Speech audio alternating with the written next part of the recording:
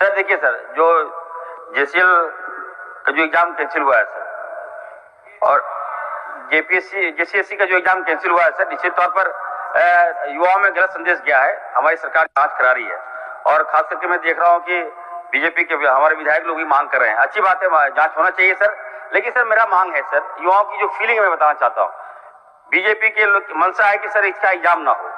मैं आपके माध्यम से सरकार से मांग करता हूँ, जो एग्जाम में गड़बड़ियां हुई इसकी जांच चल रही है, जांच हो, लेकिन सर मेरा मांग है कि जल्द से जल्द एग्जाम हो सर। युवाओं का भविष्य बर्बाद हो रहा है, एग्जाम कंडक्ट कराया जाए सर, जांच तो चलता रहेगा सर, जांच के अवधि में सर ऐसा ना हो कि सर युवाओं का समय पार हो जाए सर। ये मेरा मांग होगा सर।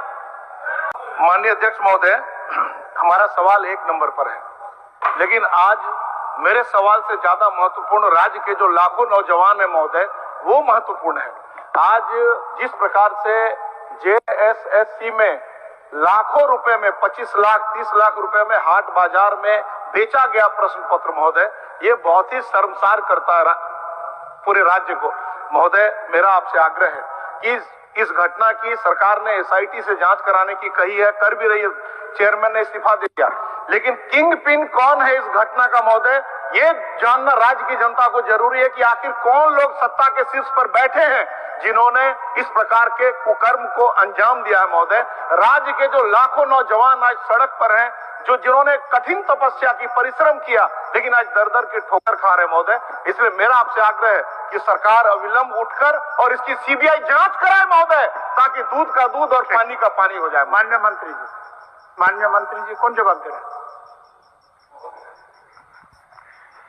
इसके पहले इसी विधानसभा से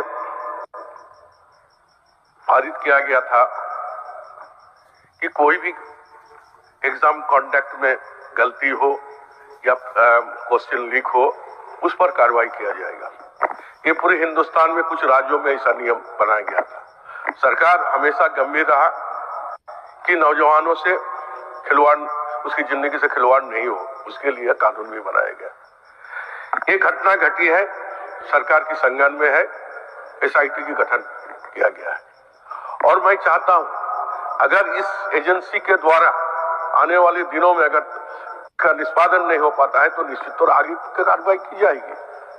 छोटी अगर कोई भी चीज है, बहुत गलती हुई है, उसको सुधार करने के लिए एक एजेंसी को लगाया गया। एक एजेंसी से अगर सफल नहीं होता है तो उस पर हम लोग सोच विचार करके आगे बढ़ना, हम लोग निर्णय लेंगे, ये आश्वस्त करते हैं। सीबीआई जांच कराने में सरकार को आपत्ति क्या है महोदय?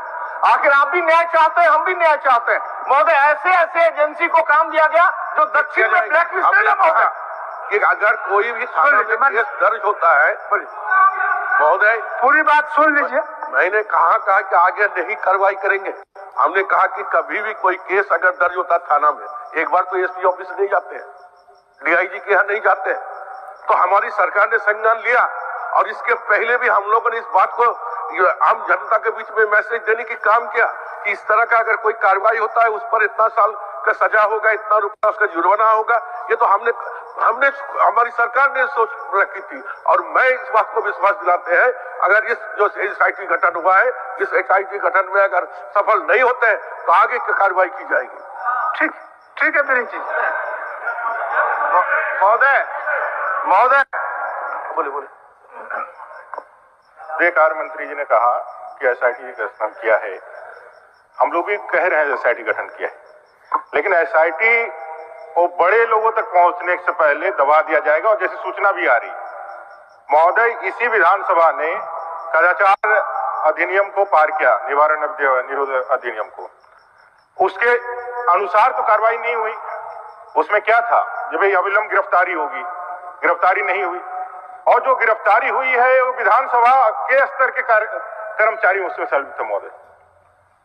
पूरा राज्य का युवा और सब लोग चाहता है, सब लोग मानता है कि इसकी जांच, क्योंकि इतने लंबे साल से इंतजार करने के बाद एग्जाम हुआ, ब्लैक लिस्टेड कंपनियों को दिया गया, जेएसएससी जेपीएससी के जितनी भी परीक्षाएं हुई सभी में क्वेश्चन किसी न किसी प्रकार से उठाए। और यही नहीं, चाहे लैब टेक्नीशियन की परीक्षा हो, चाहे और भी परीक्षा है, उसमें भी पेपर लीक और उसमें भी गड़बड़ियां हमेशा दिखी गई है। सीबीआई जांच कराने से सारे चीजों पर, और आप भी पाक साफ है, आप भी जो है ईमानदार है, आप भी चाहते हैं यहाँ के युवाओं को